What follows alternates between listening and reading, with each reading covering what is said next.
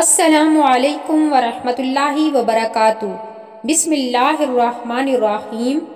خاص وظیفہ 21ویں شب بعد از نماز عشاء و تراویح 21 مرتبہ سورۃ القدر پڑھیں۔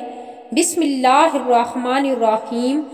انا انزلناہ فی لیلۃ القدر وما ادراک ما لیلۃ القدر لیلۃ القدر خیر من الف شہر تنزل الملائکۃ والروح فیہا بإذن ربہم من کل امر سلام ہی حتی مطلع الفجر۔ فائدہ: ماہ رمضان کی کسی بھی شب کو بعد از نماز عشاء 7 مرتبہ سورۃ القدر پڑھنا بہت افضل ہے۔ اس کے پڑھنے سے ہر مصیبت سے نجات حاصل ہوتی ہے انشاءاللہ۔ 21ویں روزے کے وظائف یہ ہیں: بعد از نماز فجر اللہ تعالیٰ کا پیارا نام یا حافظو 300 مرتبہ پڑھیں۔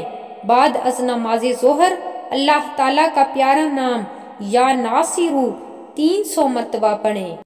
بعد از نماز عصر اللہ تعالیٰ کا پیارا نام یا باسطو 300 مرتبہ پڑھیں۔